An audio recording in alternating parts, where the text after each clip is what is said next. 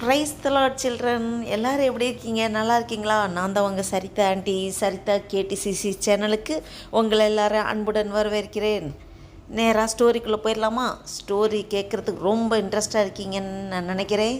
Okay, போயிடலாம். ஒரு பெரிய அரண்மனையில் ஒரு ராஜா வாழ்ந்துட்டு இருந்தார். அந்த ராஜாவுக்கு அவங்களுக்கு ஒரு பையன் இருந்தாங்க. அந்த பையன் இந்த வாள் வித்தையிலலாம் நல்லா தேர்ச்சி பெற்றவங்க. அப்படி இருக்கும்போது அவர் ஒரு தடவை அரண்மனையில் தனியாக இருக்கும்போது அந்த பையன் வாள் வித்தையில் பயிற்சி பெற்று அதை ப்ராக்டிஸ் பண்ணிகிட்ருக்காங்க. அந்த டைமும் ஒரு எலி, அரண்மனையில் ஒரு எலி குடுக்குடுன்னு அங்கிட்டு ஓடுது. என்னடா அப்படி ஓடுதேன்னு அடிக்க ட்ரை பண்ணுறான். அவன் இந்த வாளாலே அப்படியே ரெண்டாக கட் பண்ணிடலான்னு சொல்லிட்டு ட்ரை பண்ணுறான். அவனால் ஒன்றுமே பண்ண முடியல. அது எஸ்கேப்பே ஓடுது. இங்கிட்டு ஓடுது, அங்கிட்டு ஓடுது. அவனும் ட்ரை பண்ணுறான், முடியவே இல்லை. என்னடா பெரிய சவாலாக இருக்கே நமக்கு, ஒரு எலி அரண்மனைக்குள்ளே படாத படுத்திகிட்ருக்கேன்னு சொல்லிட்டு அவனுக்கு என்ன பண்ணுறதுனே தெரியல. இதை சரி உடனே ராஜாட்ட போய் சொல்கிறான். ராஜா, இந்த மாதிரி நம்ம இவ்வளோ பெரிய அரண்மனையில் ஒரு எலி நம்மளை தொந்தரவு பண்ணிகிட்ருக்கு. நான் எவ்வளோ ட்ரை பண்ணேன், என்னோடய வாளால் அடித்து ரெண்டாக காலி பண்ணிடலான்னு பார்த்தேன். என்னால் ஒன்றுமே பண்ண முடியல. நீங்கள் பாருங்கள், ஏதாவது பண்ண முடியும்னு சொல்லி பேசிகிட்டு இருக்கும்போது அவங்களுக்கு இடையில ஒரு எலி குடுக்குடுன்னு அந்த எலி ஓடுது. உடனே ராஜா பார்த்தாரு. அவரும் ட்ரை பண்ணுறாரு, அடிக்கிறதுக்கு ட்ரை பண்ணுறாரு. தாவி குதித்து ரெண்டு பேர்த்துக்கு இடையில கேப்பில் ஓடிட்டுருக்கு. ராஜாவுக்கு என்ன பண்ணுறதுனே தெரியல. உடனே மந்திரிமாரை வர சொல்லி என்ன பண்ணலாம், இப்போ ஒரு எலி இந்த அரண்மனைக்குள்ளே பயங்கர பிரச்சனை பண்ணிகிட்ருக்கு, இதை அடித்து காலி பண்ணணும், என்ன பண்ணலாம் சொல்லுங்கள், ஆலோசனை சொல்லுங்கன்னொன்னே அவங்க சொல்கிறாங்க, ஓகே, நம்ம ஃபாரின்லேருந்து நிறைய பூனையெல்லாம் கொண்டு வரலாம். ஃபாரின் இறக்குமதி கொண்டு வந்து அதன் மூலமாக இங்கே அரண்மனையில் விடும்போது எப்படியாவது எலியை அது காலி பண்ணிடுங்க அப்படின்னோடனே சரின்னு நிறைய நாட்டிலேருந்து பூனையை இறக்குமதி பண்ணுறாங்க.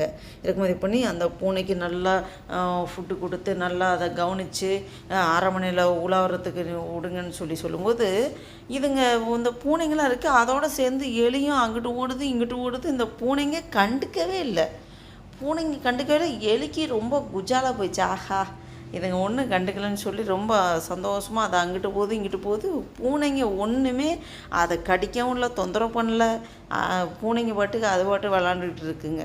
என்னடா இது இப்படி இருக்கே அப்படின்னு சொல்லி ராஜா பார்த்தாரு. இந்த பூனையை கொண்டு விட்டும் இந்த எலியோட அட்டகாசம் தாங்க முடியலையே, எலி இப்படி பண்ணிகிட்டு இருக்கே, என்னடா பண்ணுறதுன்னு அவருக்கு ராஜா இதே யோசனையாக இது பண்ணிகிட்டு இருந்தார். அப்படி யோசனையாக இருக்கும்போது என்னாச்சு, அந்த அரண்மனை காவலர், அந்த செக்யூரிட்டி அவர் வராரு. ராஜா பார்க்க வர்றாரு. ராஜா, நான் உங்களை பார்க்க வந்தேன் அப்படின்னு சொல்லும்போது, என்னப்பா சொல்லு அப்படின்னோடனே, ராஜாவுக்கு ஒரு ஆலோசனை சொல்கிறதுக்காக தான் ஒரு ஐடியா சொல்கிறேன் அப்படின்னா, என்ன ஐடியா பண்ணணும், இந்த எலியை கொல்றதுக்கு நீங்கள் எவ்வளோ பிரயாசப்படுறீங்க, எவ்வளவோ நீங்கள் போராடுறீங்க. ஃபாரின்லேருந்துலாம் நிறையா பூனையை வர வச்சு அதை கொல்றதுக்கு பார்த்தீங்க, அதை கொல்ல முடில. நான் ஒன்று சொல்கிறேங்க ஐயா, என்கிட்ட ஒரு பூனை இருக்குது, நான் கொண்டு வரேன், அது எலியை எப்படியும் கீல் பண்ணிட்டோம் அப்படின்னோடனே, ஐயா, ஃபாரினில் என்னென்னமோ நாட்டிலேருந்துலாம் பூனை வருது, அதுங்கக்கிட்ட மாட்டாத எலியா ஓன் பூனையில் இது பண்ண போது, சரி நீ சொல்கிற, நீ கொண்டு வா அப்படின்னு சொன்னோன்னே அந்த செக்யூரிட்டி என்ன பண்ணுறாரு, அவங்க வீட்டில் இருந்த பூனையை கொண்டு அரண்மனையில் விட்றாரு. விட்டு கொஞ்ச நேரம் கூட ஆகலை, எலி அங்கிட்டு போணுச்சு. ஒரே கவி எலியை காலி பண்ணிடுச்சு. உடனே எல்லாருக்கும் பயங்கர ஆச்சரியம். இது எப்படி இது நடந்துச்சு?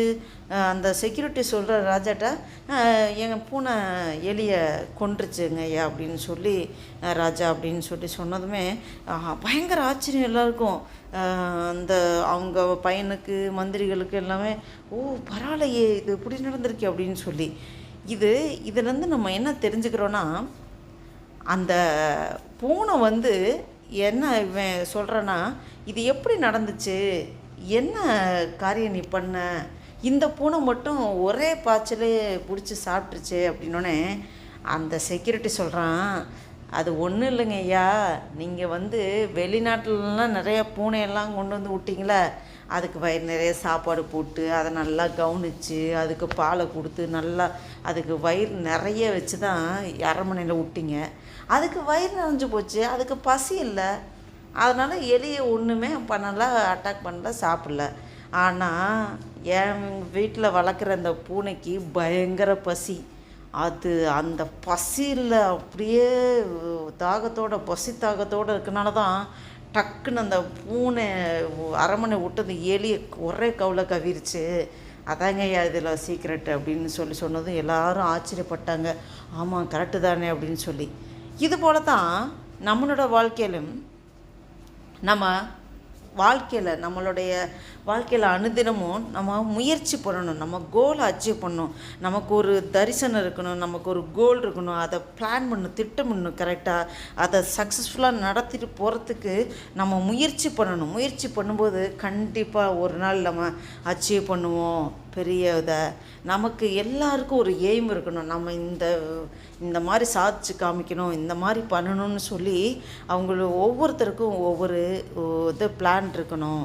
அந்த கோலை நோக்கி நம்ம என்ன தடைப்படிகள் இருந்தாலும் அதையெல்லாம் மீண்டு எழும்பி போகிறதுக்கு தடைக்கற்கெல்லாம் படிக்கிறதுக்கெல்லாம் மாற்றி நம்ம அதை போகிறதுக்கு முயற்சி பண்ணணும். இதுதான் நம்ம பரிசுத்த வேதாகமத்தில் பார்க்குறோம். நீதியின் மேல் பசித்தாக உள்ளவர்கள் பாக்கியவான்கள், அவர்கள் திருப்தி அடைவார்கள். மத்தேயு 5:6 பார்க்குறோம். என்ன, நீதியின் மேல் பசி தாகம் உள்ளவர்கள் பாக்கியவான்கள், அவர்கள் திருப்தி அடைவார்கள். என்ன நீதியின் மேல் பசி தாகம் அடைவார்கள் பாக்கியவான்கள்? நம்ம பரிசுத்த வேதாகமம் ஆண்டவர் விலையேற பெற்ற ஒரு பெரிய பொக்கிஷத்தை நம்ம கரத்தில் கொடுத்திருக்கிறார். பரிசுத்த வேதாகமத்தில் உள்ள காரியங்கள் நீதியின் மேல் பசி தாகம் உள்ளவர்கள். நான் இந்த வசனத்தின்படி நடக்கணும், படிக்கிறது மட்டும் இல்லை, ஆண்டவரே நான் இந்த வசனத்தின்படி நான் வாழணும், நடக்கணும், சாட்சியுள்ள வாழ்க்கை, அப்படி ஒரு தாகத்தோட நம்ம ஏக்கத்தோட ஆண்டவர் மேலே உள்ள அன்புல ஆண்டவர் எனக்காக கல்வாரி சிலுவையிலே அவர் ஜீவபலியாக கல்வாரி சிலுவையிலே முழு ரத்தத்தையும் சிந்தி, தன்னுடைய முழு ரத்தத்தையும் சிந்தி என்னை விலைக்கிரயமாக மீட்டெடுத்தாரே. அவர் ரத்தத்தினாலே என்னை மீட்டெடுத்தாரே. அப்படிப்பட்ட தேவனுக்கு நான் முழு அன்பை செலுத்துவேன். அவர் என்னென்னலாம் நான் கை கொள்ள சொல்லி எனக்கு கட்டளைகள் கற்பனைகள் கொடுத்துருக்கார்களோ அதன்படி நான் நடப்பேன்.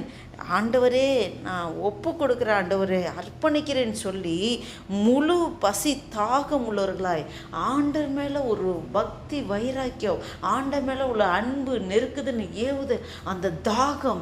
அப்படி இருக்கும்போது நீதியின் மேல் பசித்தாகம் உள்ளவர்கள் பாக்கியவான்கள் என்று வேதத்தில் சொல்லப்பட்டிருக்கு. அவர்கள் திருப்தி அடைவார்கள். என்ன திருப்தி அடைவார்கள்? நித்திய ஜீவனை பெற்றுக்கொள்வார்கள். அவங்க போய் சேர வேண்டிய கோலை அச்சீவ் பண்ணுவாங்க. அவங்க நினைத்தது அவங்க ஆரம்பம் அற்பமாக இருந்தாலும் முடிவு சம்பூர்ணமாக இருக்குன்னு சொன்னபடி என்னென்ன தடைகள் பிரச்சனைகள் போராட்டம் என்ன வந்தாலும் அதை எல்லாத்தையும் எதையும் பார்க்காம கல்வாரி சிலுவை நோக்கி பார்த்து ஆண்டவர் மேலே நீதியின் மேல் பசித்தாக இருக்கும்போது நாம் சென்றடைய வேண்டிய கோலை சென்றடைவோம். பரலோகத்திலே நித்திய ஜீவனை சுதந்திரித்து கொள்ளுவோம். அல்லேலூயா. என்ன சில்ட்ரன், இந்த கேட்ட இந்த ஸ்டோரி மூலமாக நம்மளும் ஆண்டவர் மேலே பயங்கர தாகத்தோட ஆண்டவர் மேலே முழுமையாக அன்பு வைத்து நமக்காக சிலுவையில் அவரே ஒப்பு கொடுத்தாரே. நம்மளுடைய சரீரம் ஆவி ஆத்மா முழுவதும் ஆண்டவருக்கு ஒப்பு கொடுத்து, ஆண்டவரே நான் நீங்கள் எனக்கு கொடுத்த பரிசுத்த வேதாகமத்தில் வசனத்தை நான் வாழ்கிறேன் ஆண்டவரே, நான் ஒப்பு கொடுக்குறேன் ஆண்டவரே, என்னை நீங்களே பலப்படுத்துங்கன்னு சொல்லி நம்ம தாகத்தோட ஏக்கத்தோட ஆண்டவர் மேலே வாஞ்சையாக இருக்கும்போது ஆண்டவர் நம்ம ஒவ்வொருவரையும் பாக்கியவான்களாக பாக்கியவதிகளாக ஆண்டவர் வைத்திருக்கிறார். ஆண்டவர் நம்ம ஒவ்வொருவரையும் வாழ்க்கையும் திருப்தியடை செய்வார், மேன்மையடை செய்வார், ஆசீர்வாதத்தை தருவார், உயர்த்துவார். நம்மளோட கோல் அச்சீவ்மெண்ட்டு நம்மளுடைய இந்த வாழ்க்கை பயணம் முடிந்து ஆண்டவரோட பரலோகத்திலே நித்திய காலம் அவரோடு வாழ்கிற நித்திய ஜீவனை சுதந்திரித்துக் கொள்வோம். அல்லேலூயா. கர்த்தர் உங்கள் ஒவ்வொருவரையும் ஆசீர்வதிப்பாராக. God bless you.